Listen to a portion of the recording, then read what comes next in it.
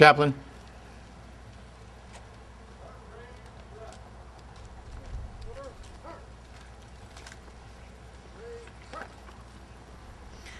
Lord, today we are here to honor those that have served our country and given their lives so that so many stand here and stay in freedom. We need to be constantly reminded of our gift of freedom and of those who gave all to make sure future generations continue to know life in a free, democratic society. Remembering those who have passed is only half of the task that is before us today. We must also carry their love, honor, and duty forward to the future generations that will pass.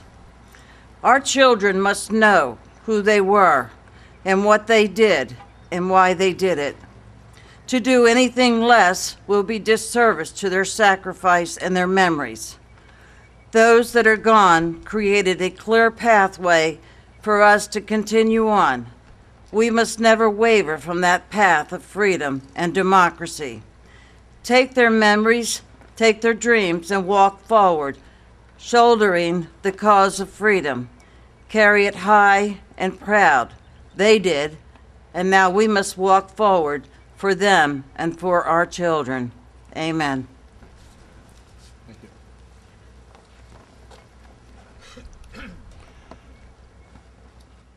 BFW Post 101 will present the colors.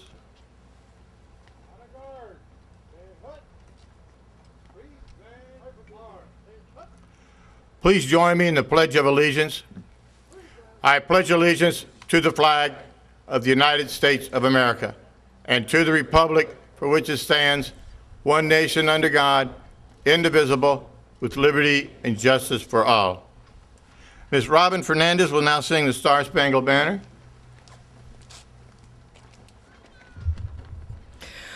Oh, say, can you see by the dawn's early light what so proudly we hailed at the twilight's last gleaming, whose broad stripes and bright stars through the perilous fight o'er the ramparts we watched were so gallantly streaming, and the rocket's red glare, the bombs bursting in air, gave proof through the night that our flag was still there.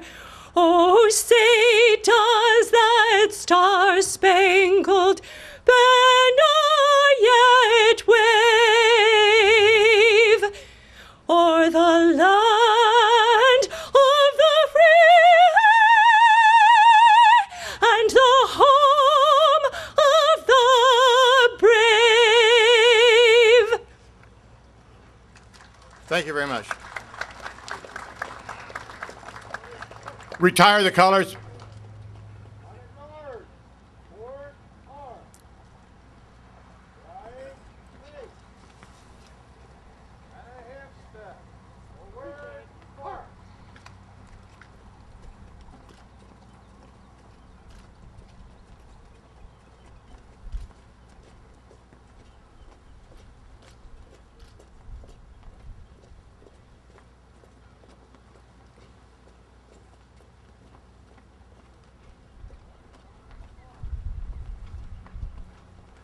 Thank you. Please be seated.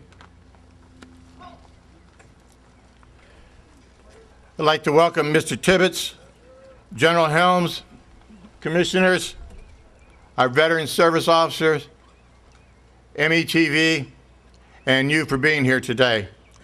When you get a chance, take a look at the back of the program where we acknowledge some of the people that have helped us put on our program today. And I'd especially like to thank John and Marie Sullivan. They live in Lakeland. They're not even part of our community, but they heard about the damage we had to the benches, and they sent donations in to help to repair, and we certainly appreciate that. We're going to call up the wreaths for the services, And if you served in that service, please rise when I announce it.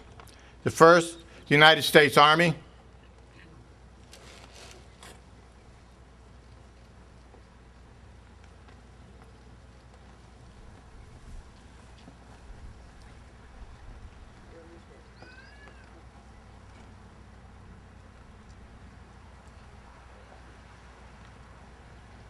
Up this way, gentlemen.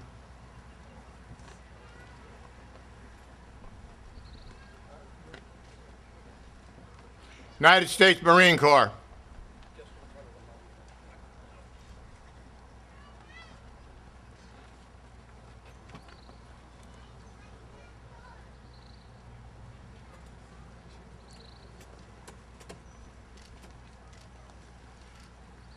United States Navy.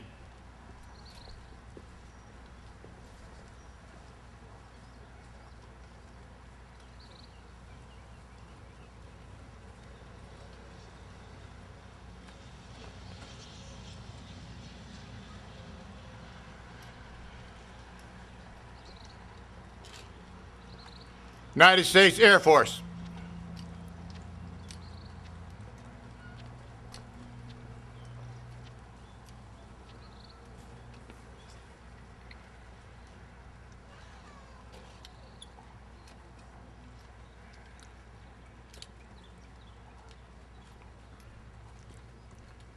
United States Coast Guard.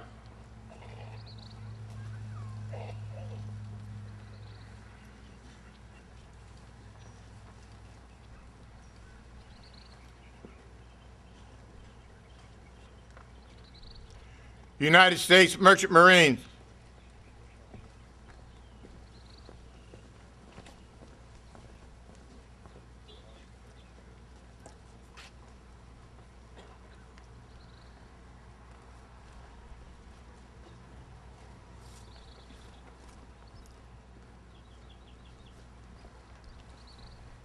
Any organization that would like to lay a wreath for their organization, please come forward to DAR.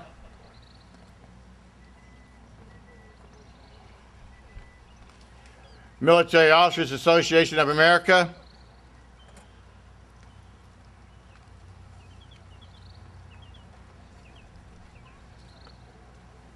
Military Order of World Wars. And do we have any others?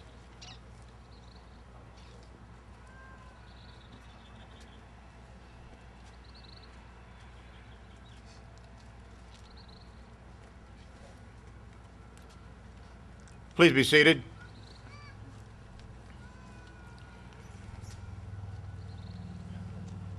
Commissioner Larry Bussell will read the proclamation from Manatee County.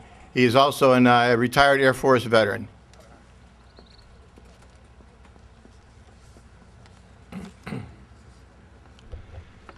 Proclamation, Board of County Commissioners, Manatee County, Florida.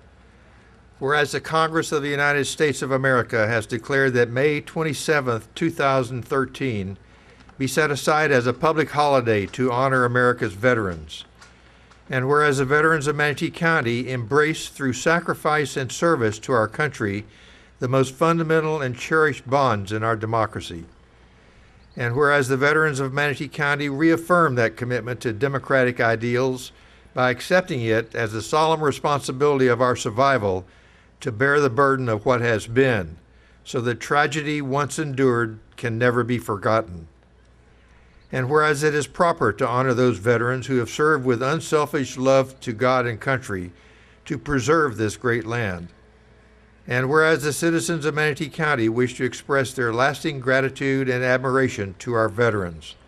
Now, therefore, be it proclaimed by the Board of County Commissioners of Manatee County, Florida, that Monday, May 27, 2013 shall be known, designated, and set aside as Memorial Day 2013 in Manatee County, Florida.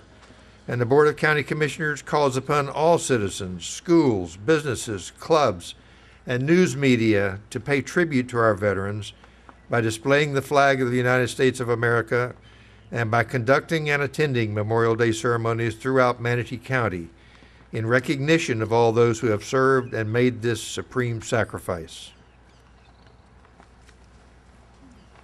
Thank you, sir. Thank you, Commissioner. I'd like to make one administrative announcement. Over to the side of the tent, we have some bottles of water that are iced down. They spent the weekend in my tub getting cold, so couldn't make bathtub gin, but I brought water. So please, I don't want to take it home. I would like to introduce Mr. Gary Tibbetts from Congressman Buchanan's office, who would like to say a few words to us today.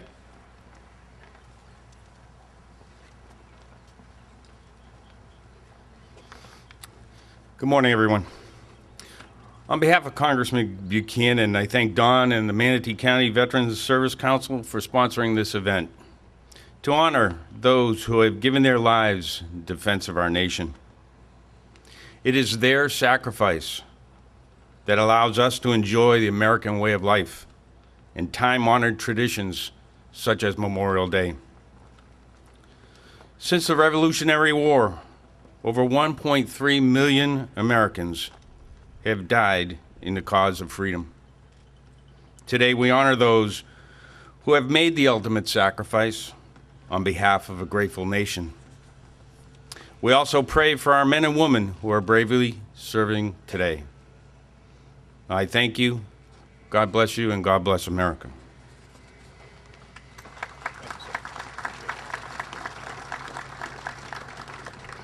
Thank you very much, and please convey our thanks to the Congressman. I'd like to introduce next our guest speaker, Mr. Skip Hannon. He's commander of the KWVA chapter here in Bradenton. Mr. Hannon was drafted to the Army in October 1951. After 16 weeks of basic training at Camp Chaffee, Arkansas, he was shipped out on the troop ship General Black. Landing in Incheon, Korea, assigned to the 955th Field Artillery Battalion as a cannoneer. Skip received 3 Bronze Stars, was awarded the Purple Heart due to wounds in action.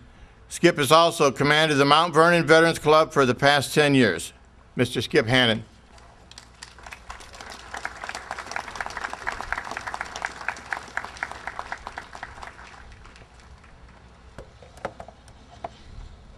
Welcome to my fellow veterans, honored guests, all my friends, and all who have united today to join us in remembering the military men and women who have given their lives in the service of our country.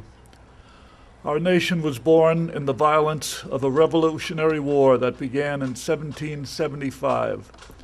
33,000 of our early countrymen were killed in action or died shortly after of war-related injuries.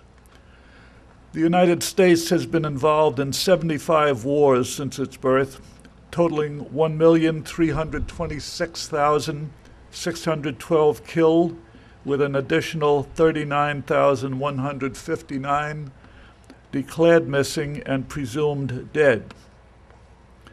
Most of us would probably not be able to name many of these wars, perhaps not even a dozen, but who of us would know that we had a war or an incursion in Korea in 1871 where 3 Americans died?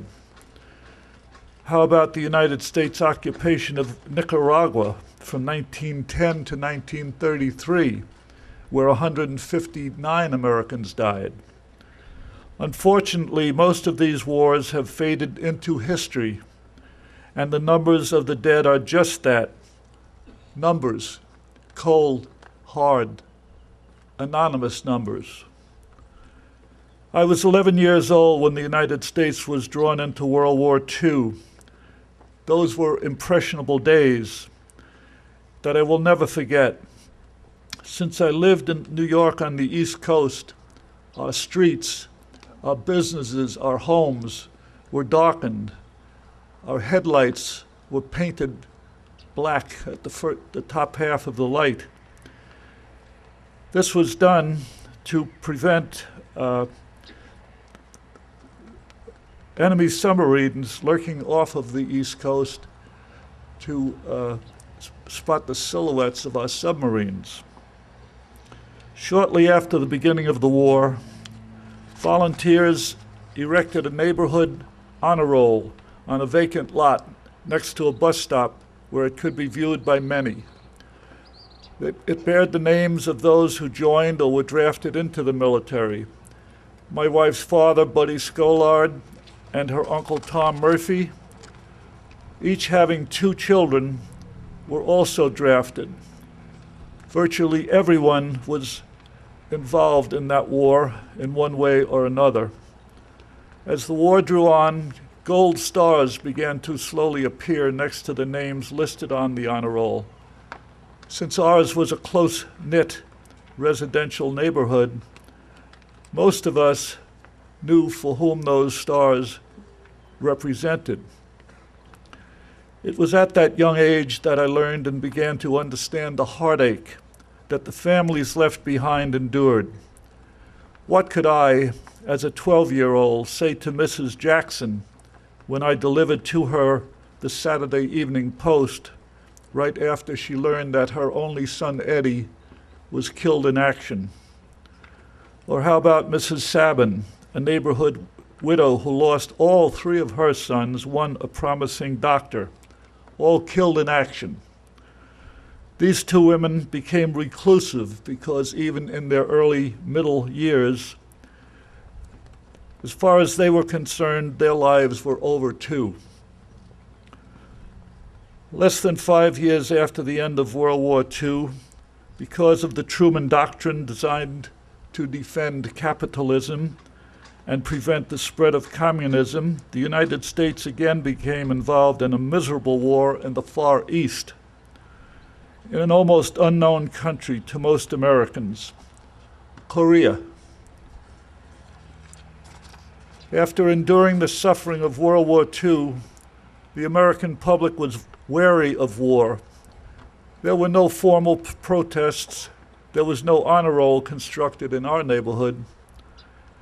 There was only apathy. Along with many of my friends, I was drafted into the United States Army and spent 13 months in the frontline trenches of Korea. My 955 Field Artillery suffered 37 casualties,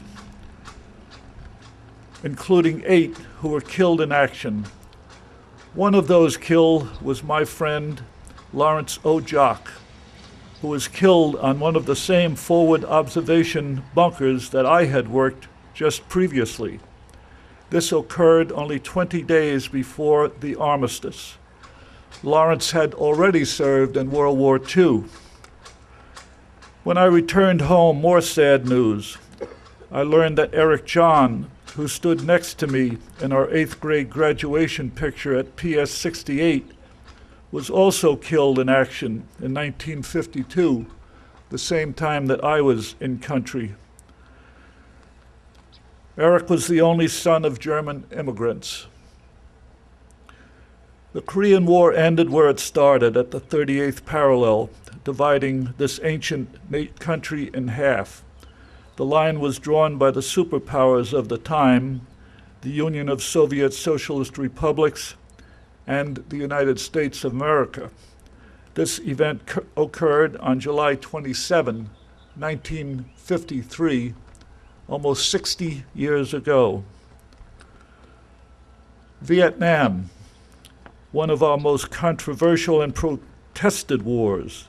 Sadly, veterans of that horrendous conflict did not receive a warm welcome home, and shamefully, in fact, some were even denied membership in some chapters of well-established national veterans organizations, perhaps due to some having long hair or maybe wearing an earring.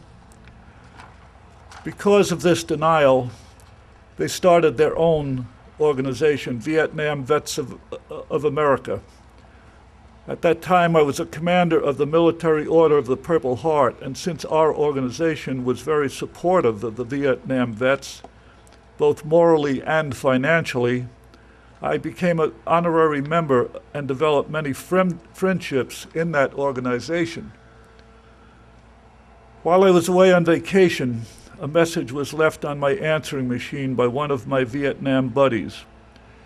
When I attempted to return his call several days later, I learned that he had become a belated casualty of that nasty war. My friend Pete, at midnight, in front of the Vietnam Memorial in Somers, New York, had taken his own life. Iraq and Afghanistan. The media have listed the number of casualties of those decade-long conflicts: 4,486 killed in Iraq, 2,133 in Afghanistan. I thank the Bradenton Herald for following my request to list the names and circumstances involving the deaths of all of our fellow Americans. We thank Vin Mannix for publishing the names of our local neighbors killed in those wars in his column yesterday. Our neighbors killed were Christopher Cobb, Scott Doherty, John L. Hartman Jr., Patrick Lay, Paul Mardis Jr., Fred Miller, Christopher North, Justin Schmidt. So we must realize that these casualties are not cold, anonymous numbers. Each are sons and daughters, fathers and mothers, brothers and sisters, husbands and wives, and loving family members. On this day, we must remember and honor them all.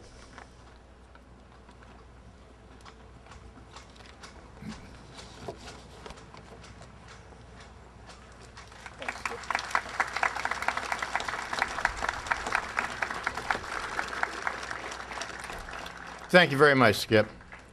Our keynote speaker today is Lieutenant General Jerome Helms, U.S. Army retired. General Helms is a 1959 West Point graduate.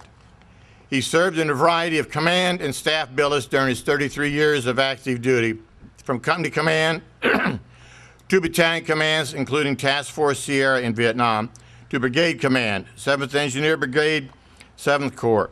He earned both his MS and PhD degrees in civil engineering from Iowa State University, Ames, Iowa.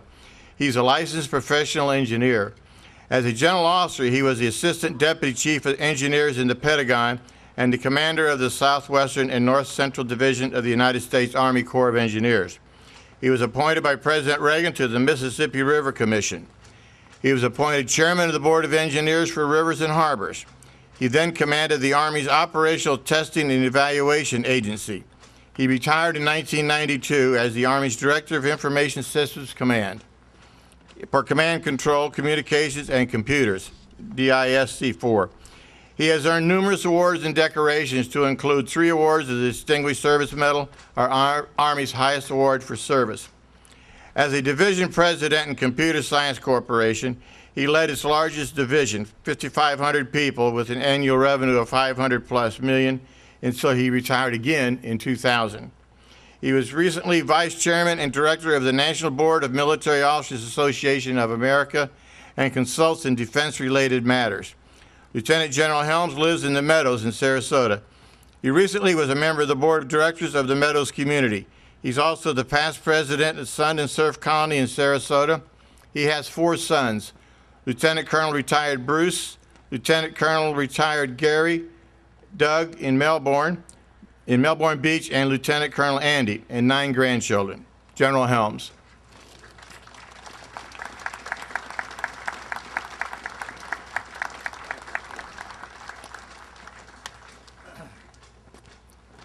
Thank you very much, Don.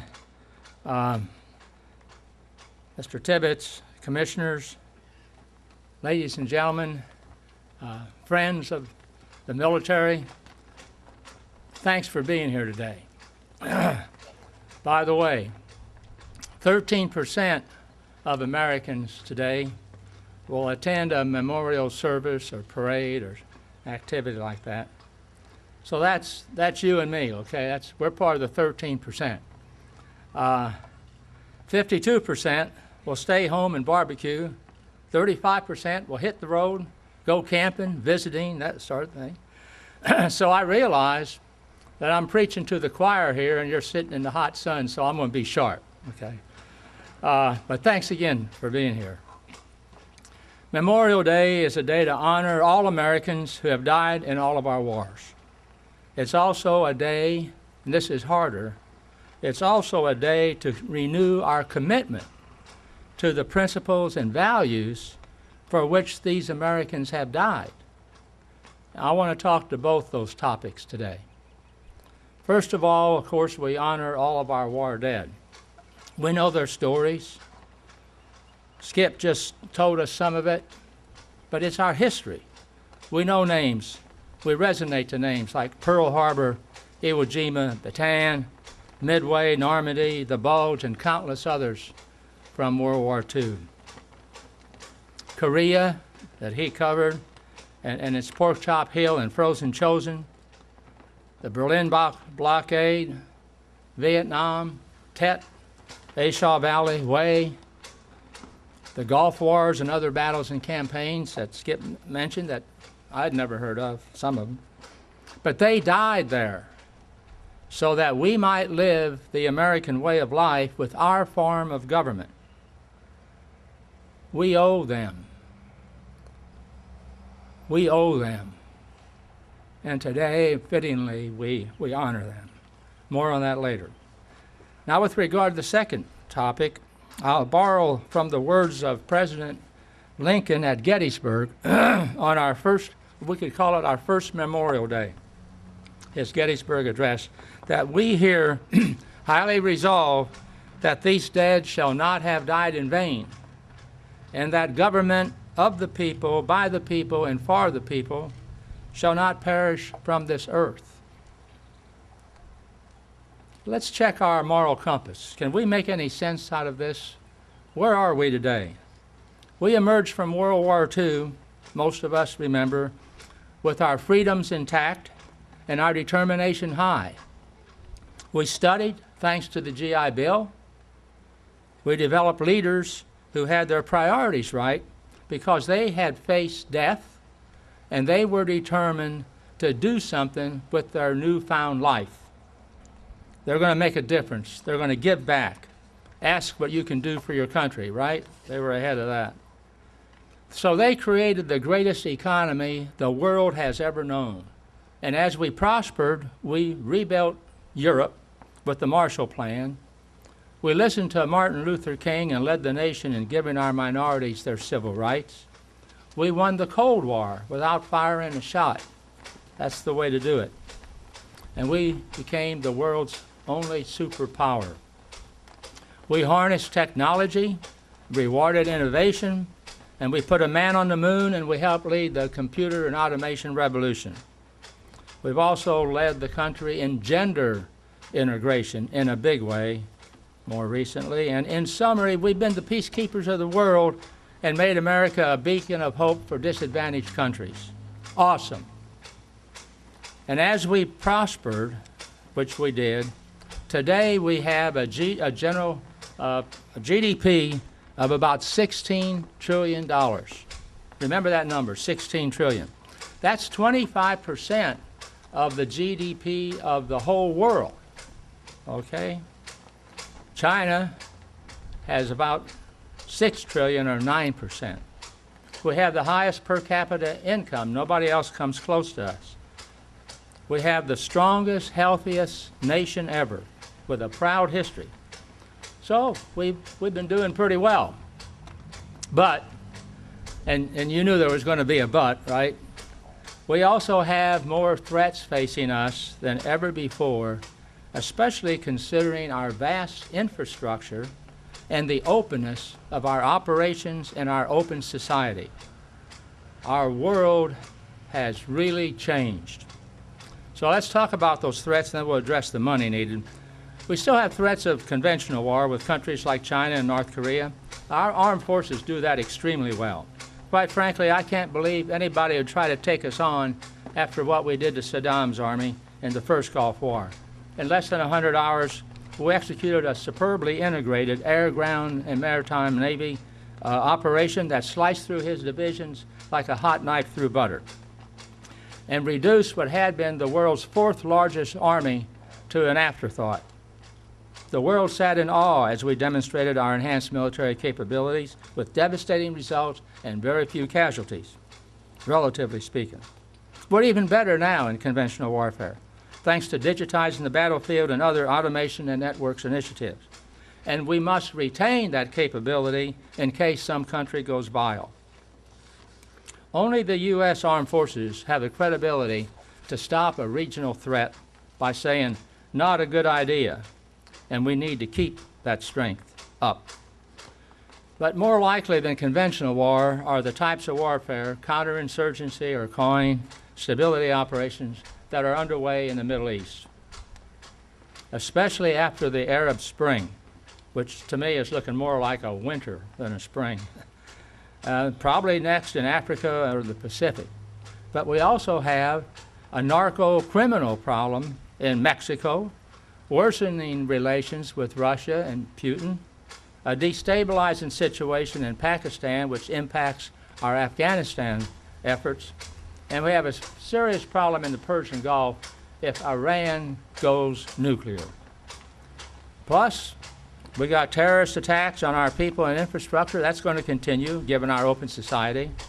And nuclear, biological, and chemical weapons will continue to proliferate. Scary. So our plate is more than full, it's overflowing. And most of these threats require boots on the ground, our ground forces, Army and Marines.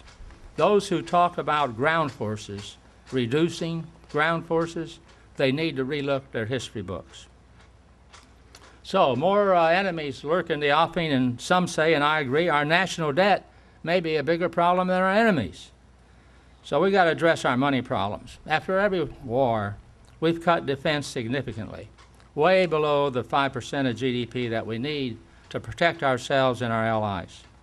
Then we scramble to step into the fray, like Skip said on Korea, and we put those troops at risk, deployed, significantly underarmed. They're at risk while we build up our forces and then wade into the war.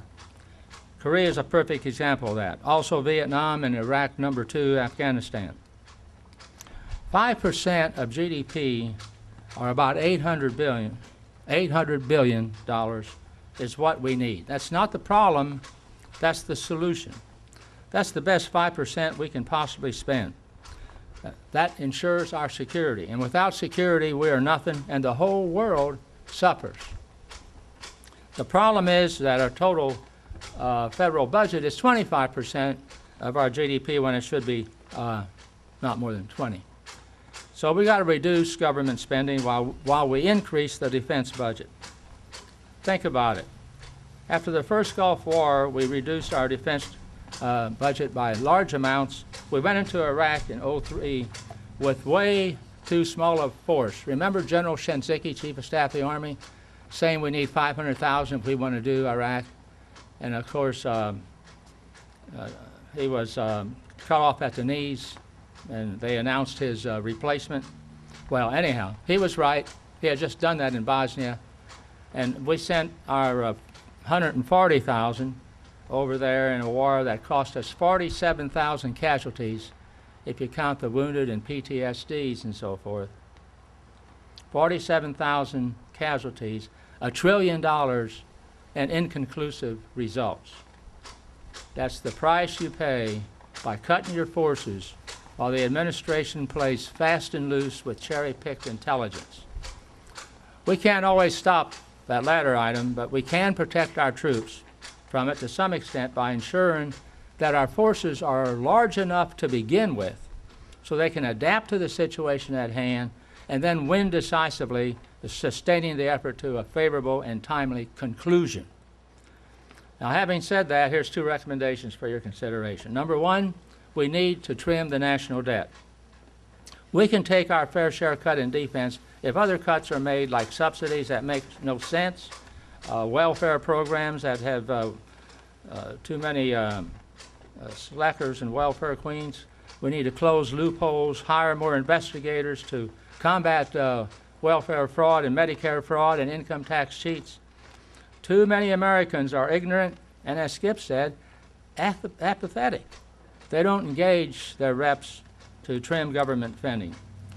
From what I've read, we'll not trim our debt this year, and that hurts our credibility worldwide. Are we going to spend our nation into chaos like the USSR did? So, second recommendation says if we're not going to do that, then at least let's increase our defense budget to 5% of GDP so that we can defend what we have to while we continue to spend. So my recommendation is increase the military budget to 5% of our gross domestic product and keep it there. And that includes funding for U.S. aid and the State Department, because as you've seen in Iraq and Afghanistan, they're very vital components of our military mission in that kind of a war. And again, for a GDP of $16 trillion, that would be $800 billion a year. Now, I'm not high on drugs as I tell you this, okay? I can get the same effect by just standing up fast like I did this morning. But because everybody's talking about defense reductions, that doesn't mean that it's the right thing to do. We are a prosperous nation. We can afford it. We are the the world's only superpower. We remain a beacon of hope to disadvantaged countries. As such, we have a duty to lead the world to fight against terrorism and other multinational threats, giving attention to our needs to set the example. 5% is not excessive to continue to prosper, given the world that we live in. This is a large problem. It begs for a large solution. Increasing defense spending while cutting overall federal spending is a large solution. Okay, in conclusion, it's a bad time to cut defense. We're fighting 2 wars, troops are stretched thin, and my youngest son and his family can testify. He just left command at Fort Benning. Families are disintegrating before our very eyes. Suicides are up, divorces are up, spousal abuse is up. But, the military budget's a big number, and how do we protect that against the budgeteers who need to balance the budget? How do we balance our security requirements with our four freedoms? Our freedom of worship and speech, our freedom from want and fear. How do we do that? Well, President Eisenhower said something about the military-industrial complex. Remember that? Nobody knew better than President Eisenhower, any other sitting president, about balancing national security and prosperity. Having warned us, he also added, only an alert and knowledgeable citizenry can compel the proper meshing of these 2 issues. That's you and me, folks. An alert and knowledgeable citizenry talking to our political leaders. Okay, what can we do? How can we help our fellow citizens get more involved? We need to stay tuned in like we're doing this morning and speak out. We have a lot of experience. Let's use it in discussions with our people, young and old, influential and not. And to get you ready for your next speech with some of your friends and neighbors, I'm going to give you some lead-in. These lead-ins are absolutely free, okay? And I'll have 1 for each service, but 2 for the Air Force. You can figure out why. Okay, let's start with a 5-star Army general who said, whoever said the pen is mightier than the sword obviously never encountered automatic weapons fire. And there's a Navy blue water truism that goes like this. Any ship can be a minesweeper once. There's an Air Force field manual that says, it is generally inadvisable to eject over an area that you have just bombed. Now I get down to a Marine Corps gunny sergeant. He says, you panic. The rest of you come with me. And my final helpful hint is this Air Force test pilot climbs out of his experimental aircraft, having torn off the wings and the tail in the crash landing. The crash truck arrives, and the rescue guy says, hey, he sees the bloody pilot, and he says, hey, what happened? And the pilot says, I don't know, I just got here myself. Okay, now just tuck those pearls away and use them now, seriously. When you talk to your friends at golf, poker, bowling, and so on, let them know what's going on in your service and how that relates to the world scene that we see on the news. Talk to your politicians, local, state, and national. If you hesitate at that, then talk to a friend who talks to them, okay? But make the message simple. Cut national debt, increase the defense budget to 5% of GDP and keep it there, and importantly, don't reduce troop strength. We need boots on the ground more than ever with the kinds of threats we're facing now with insurgencies, terrorism, and so forth. We're in a 1% war. Only 1% of the population is at war. You know that. If you count friends and relatives of the military, it's 3 million people. The other 99% are not affected. We've got to get the rest of America engaged. Regardless of how long you've served, you've got experiences that old and young adults, especially young adults, need to know. They need to hear your story. Same thing for their counselors and their parents. Most of these young adults are great. They're motivated, they fill you full of hope and confidence for the future, but they need some basic knowledge about the military, which you have.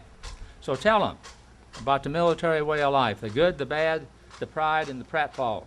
They need to talk to you and your spouse. So if you do all that, if we are successful with the guidance of our two presidents, Lincoln and Eisenhower, then we will have done our part in keeping the flame of liberty and our way of life alive. And our silent heroes and warriors whom we remember and honor today, they'll be looking down on us and smiling and to say, well done, keep at it. You can rest easy when you join us. Good luck. God bless America. Thank you very much.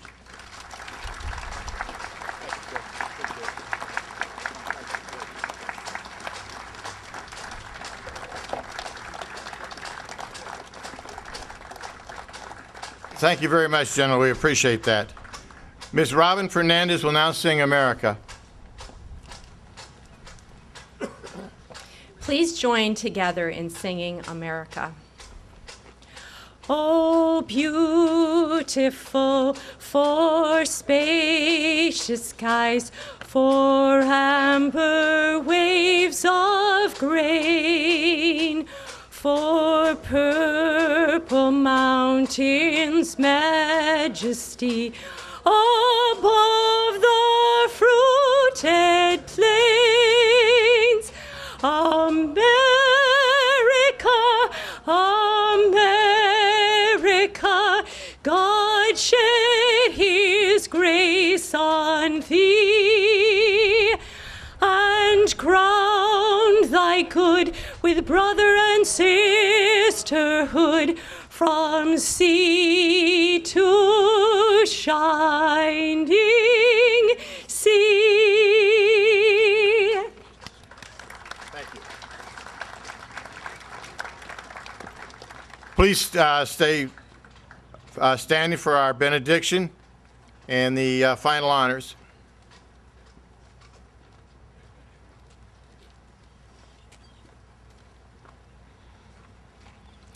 Let us pray. We remember today all those who have come before us and given the greatest gift to our democratic nation, their lives. Their duty, their honor, and their lives are precious gifts that must be given on the future of our country and our families. The duty of our veterans, past and present, is the fiber of the word freedom, and is stronger by our recognition of service and sacrifice. We honor that service and sacrifice today and should carry it forward for our children to honor. Freedom and democracy are the result of all the most honorable this country has produced. Today, we stand to remember the most honorable amongst us, and we must continue to carry the burden of their sacrifice, lest we lose sight of what true freedom is. Today is for remembering. Stand in honor of them, walk in their path of duty. Remember the cost. Hold in your heart the cause of freedom. We remember today, Memorial Day, our veterans. Amen. Thank you. VFW Post 10141 will give final honors.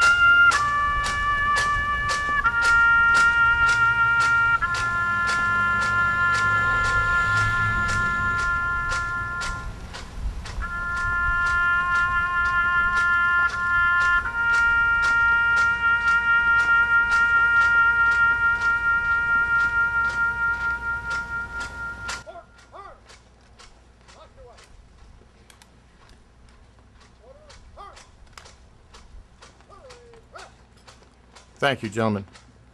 Before we leave, I'd like to call your attention over to the far end of the parking lot. The Suncoast Blood Bank is here today for donations. I'd like to thank the young Marines back here in the corner for hustling the water for us. Thank you very much. I appreciate your help.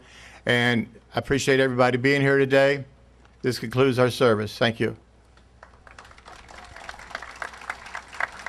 Oh, I'm sorry. One more song. One more song. Please honor and remember all our veterans and joining in singing God Bless America. God bless America, land that I love. Stand beside her and guide her through the night with the light from above. From the mountains to the prairies, to the oceans, white with foam. God bless America, my home, sweet home. God bless America, my home, sweet home. God bless us all. Thank you.